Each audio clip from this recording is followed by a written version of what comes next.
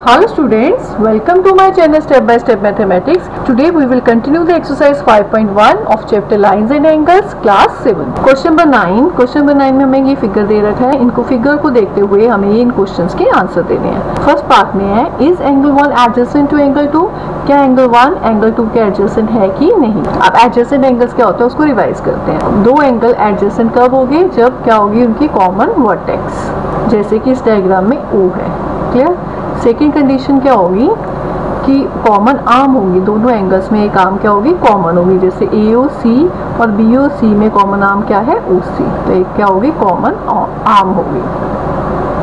तीसरी कंडीशन क्या है, कॉमन आर्म ये है, इसके दोनों तरफ नॉन कॉमन आर्म्स होंगी. क्लियर. या फिर हम ये भी कह सकते हैं कि जो कॉमन आर्म है वो दोनों नॉन कॉमन आर्म्स के बीच में होगी, कहीं बीच में लाई करेगी. Clear. Non common arms are on both sides of common arm. Clear.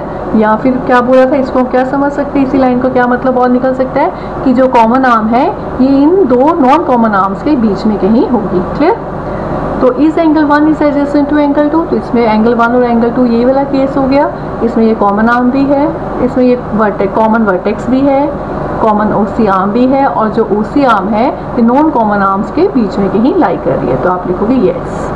Second part में अब हमारे पास है is angle AOC is adjacent to angle AOE. क्या AOC एंगल जो है AOE के एडजेसेंट है. एडजेसेंट के लिए क्या होना चाहिए, कॉमन वर्टेक्स. वो तो मिल रही है, कॉमन वर्टेक्स O है. Second condition common arm AOC और AOE में कॉमन आर्म क्या है, AO. ये भी ठीक है. थर्ड कंडीशन क्या है, जो कॉमन आर्म है वो दोनों नॉन कॉमन आर्म में क्या होने के बीच में होनी चाहिए. क्लियर. पर ये तो क्या है, ये नॉन कॉमन आर्म सी है, इसके बाहर है. तो ये हमारा एंगल AOC AOE के एडजेसेंट नहीं है. आप इसका रीजन भी लिख सकते हैं. Since non common arms OC and OE are not on both sides of common arm.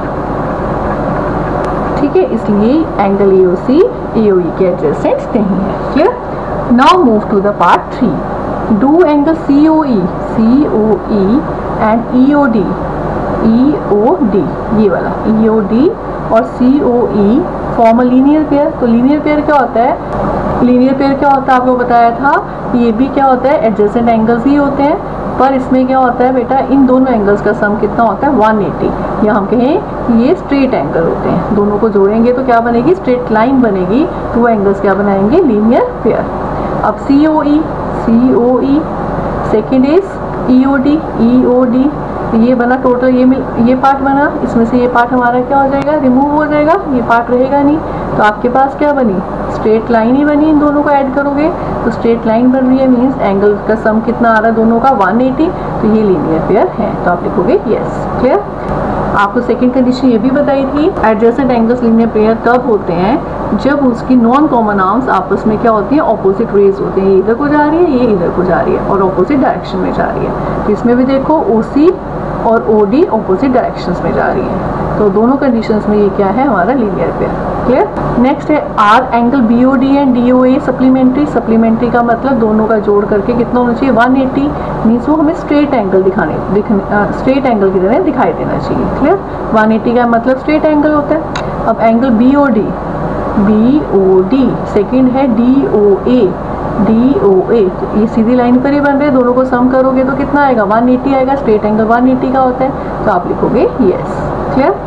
Next is angle 1 is vertically opposite to angle 4. Vertically opposite क्या बताया था आपको, तो जब दो लाइंस इंटरसेक्ट करती हैं तो ये एंगल इसके क्या है, वर्टिकली ऑपोजिट. अब इसमें देखो एंगल 1 और एंगल 4 ये दोनों लाइन इंटरसेक्ट कर रही हैं एक पॉइंट पर. तो एंगल 1 और एंगल 4 ऑपोजिट डायरेक्शंस में है. तो आप लिखोगे हाँ, तो ये वर्टिकली ऑपोजिट है. पार्ट है vertically opposite angle of angle 5. Angle 5 का वर्टिकली ऑपोजिट क्या होगा.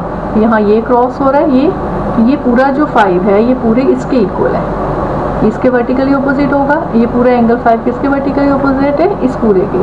तो एंगल 5 का वर्टिकली ऑपोजिट क्या होगा आपका, एंगल BOC. या आप इसको लिख सकते हो एंगल 2 प्लस एंगल 3. 2 प्लस 3 ने मिलकर बनाया ना angle BOC. Clear. Now move to the question number 10. Question number 10 is indicate which pair of angles are vertically opposite angles. आपको बताना है कौन से पेयर्स हैं जो वर्टिकली ऑपोजिट एंगल्स बना रहे हैं। वर्टिकली ऑपोजिट बार बार बता रही हूँ, ऐसे एंगल्स जो इंटरसेक्ट दो लाइंस करती हैं तो ऑपोजिट डायरेक्शन में ये जो एंगल्स होते हैं इन्हें क्या कहते हैं, वर्टिकली ऑपोजिट एंगल्स। अब इसमें चेक करते हैं, इन दो लाइंस में इंटरसेक्शन हो रही है, इसमें और इसमें। क्लियर, यहाँ पे ये पॉइंट है और इन दोनों में इंटरसेक्शन हो रही है, ये और ये लाइन है। अब यहाँ देखिए, ऑब्जर्व करिए तो 4 और 1 आपस में क्या है, इक्वल। एंगल 1 और एंगल 4 क्या है, वर्टिकली ऑपोजिट एंगल। आप यहाँ लिखोगे एंगल 1 एंड एंगल 4। सेकंड, यहीं पे इंटरसेक्शन हो रही है दो लाइंस की, तो यहाँ ये भी एंगल 5 जो है ये पूरा इक्वल है इस एंगल के, तो एंगल 5 है और इसके कॉरस्पॉन्डेंस एंगल ये है 3 और 2, तो आप लिख दोगे दूसरा पेयर है angle 5 and angle 2 plus angle 3। Clear, ये आपस में वर्टिकली ऑपोजिट है। कैसे पता चला, बाय ऑब्जर्विंग। ऑब्जर्व किया, पता चल गया। नेक्स्ट है लीनियर पेयर। लीनियर पेयर में आपको क्या बताया था, स्ट्रेट एंगल बनता है, एडजेसेंट एंगल्स होते हैं, पर दोनों का सम कितना होता है, 180 होता है, मीन स्ट्रेट लाइन पर बनते हैं। अब स्ट्रेट लाइन कहाँ पर, ये 4 और 5, तो इसमें आएगा angle 4 and angle 5, linear pair बना रहे हैं। ये वाली लाइन लेकर चलते हैं तो ये बीच में से क्या चलेगी, हमारी कॉमन आर्म, तो एंगल 1 एंड एंगल 5, तो angle 4 and 5 and angle 1 and 5 दोनों क्या बना रहे हैं, लीनियर पेयर्स बना रहे हैं। नेक्स्ट चलते हैं क्वेश्चन नंबर 11। क्वेश्चन नंबर 11 में इस angle 1 is adjacent to angle 2। Adjacent angles कब होते हैं, आपको बताया है, जिनमें कॉमन वर्टेक्स हो। पहले केस में इसमें देखो इसकी ये वर्टेक्स है, इस एंगल की इसकी ये है, तो वर्टेक्स कॉमन ही नहीं है, तो आगे देखने की जरूरत ही नहीं है, तो आप लिखोगे नो। तो रीजन क्या है, नो कॉमन वर्टेक्स। पहले पॉइंट में ही पता चल गया कि ये एडजेसेंट एंगल्स नहीं है, no common vertex. Question number 12, find x y and z. X y और जेड की वैल्यूज को निकालो। तो आप देखिए ये जो है ये स्ट्रेट लाइन है, जब स्ट्रेट लाइन होती है तो क्या होता है, दोनों का सम कितना होता है, 180 डिग्री। तो आपके पास क्या आएगा, 55 plus y is equal to 180 degree. आपकी रीजन क्या होगा इसमें बेटा, ये लीनियर पेयर, ठीक है, लीनियर पेयर है, इसलिए इन दोनों का सम कितना है, 180 डिग्री। तो y कितना आ जाएगा, 180 माइनस 55। y की वैल्यू कितनी आ गई, 180 माइनस 55, 125 डिग्री क्या आ जाएगा हमारा, y आ जाएगा। ठीक है, आपको जब वर्टिकली ऑपोजिट एंगल्स बताया था तो मैंने बताया था कि वर्टिकली ऑपोजिट एंगल्स आपस में क्या होते हैं, इक्वल होते हैं। ये x है और ये 55 है, तो ये दो x और 55 के आपस में वर्टिकली ऑपोजिट एंगल्स, ऐसे y और z भी क्या है, वर्टिकली ऑपोजिट एंगल। तो आप लिख सकते हो x is equal to 55 degree, क्योंकि वर्टिकली ऑपोजिट एंगल्स। सिमिलरली जो y है, y किसके इक्वल है, z के। रीजन क्या है, वर्टिकली ऑपोजिट एंगल्स, तो y z के इक्वल है और y की वैल्यू कितनी आई थी, 125 डिग्री, तो z भी कितना आएगा, 125 degree. Clear, now see the next part. इसमें भी हमें x, y और z की वैल्यूज निकालनी है। अब आप देखिए, अब फिगर को देखते हैं तो हमारे पास z कितना आएगा, 40 डिग्री, क्योंकि ये क्या बना रहे हैं, vertically opposite angles. Clear, next हमारे पास ये क्या है बेटा, स्ट्रेट लाइन। तो स्ट्रेट लाइन पर ये क्या बन रहे हैं, अब लीनियर पेयर y और z, तो y प्लस z कितना होगा हमारा, 180 डिग्री। रीजन क्या है, लीनियर पेयर। अब z की वैल्यू कितनी है, 40, तो y plus 40 is equal to 180। तो हमारे पास y कितना आ जाएगा, 180 माइनस 40, 140 डिग्री। तो y की वैल्यू आ गई 140 डिग्री, z कितना आ गया था, 40 डिग्री। क्लियर, अब हमें क्या फाइंड करना रह गया, सिर्फ x। तो x के लिए हम क्या करेंगे, यदि ये स्ट्रेट लाइन लेते हैं तो इन तीनों का सम कितना होगा, 180, क्योंकि ये सीधी लाइन है, तो सीधी लाइन पे एंगल्स का सम कितना होता है, 180। तो आप क्या लिखोगे, 40 plus x plus 25 is equal to 180। हम इसे लिख सकते हैं स्ट्रेट एंगल। क्लियर, तो 40 प्लस 25 कितना है, 65 plus x is equal to 180। तो x कितना आ जाएगा, 180 minus 65, 150 degree. Next is question number 14। Question number 14 में आपको ये फिगर दे रखा है और ये पार्ट्स के आंसर्स पूछे हैं। First is obtuse vertically opposite angles. आपको बताने हैं कौन से एंगल्स हैं जो ऑब्ट्यूज वर्टिकली ऑपोजिट हैं।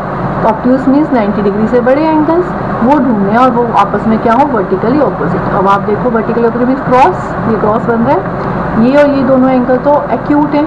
ऑब्ट्यूज ये वाले हैं, BOC और AOD। तो आप इसका आंसर लिख दोगे angle BOC and angle AOD। यहाँ पे क्रॉस हो रहा है, तो ये एंगल और ये एंगल क्या है, obtuse vertically opposite, that is AOD and BOC। Second part is name the adjacent complementary angles. अब आपको एडजेसेंट कॉम्प्लीमेंट्री एंगल्स के नाम लिखने हैं। कॉम्प्लीमेंट्री एंगल्स क्या होते हैं? वो दो एंगल्स जिनका सम क्या हो 90 डिग्री।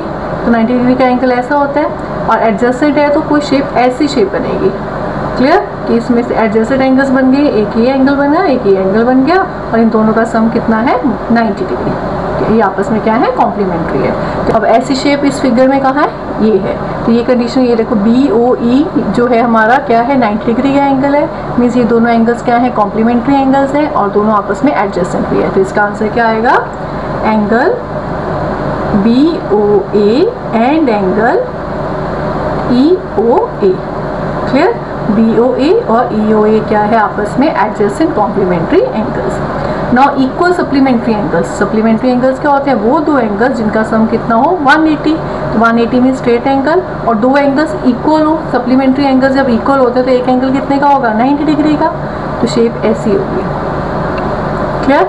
ये एंगल और ये एंगल आपस में क्या है? इक्वल भी है और सप्लीमेंट्री भी है। अब आप इसमें इस शेप को ढूंढना में इस फिगर में, तो ये वाला BOE एंड DOE, ये वाला एंगल और ये वाला एंगल आपस में इक्वल है, और इन दोनों का सम कितना है 180, मीन्स आपस में ये क्या है? सप्लीमेंट्री। तो इसका आंसर क्या आएगा? Angle BOE and angle DOE। Clear?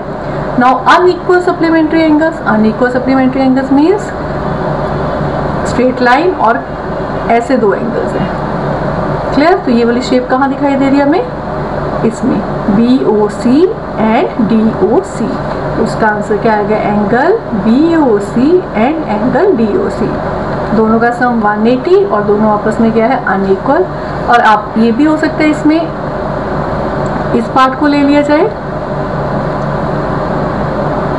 BOA और साथ में AOD, ये भी क्या है? Unequal supplementary angles. तो इसमें आप ये भी लिख सकते हो angle BOA and angle DOA। इसमें आपको और भी अनइक्वल सप्लीमेंट्री एंगल्स मिलेंगे, जैसे कि AOE एंड COE।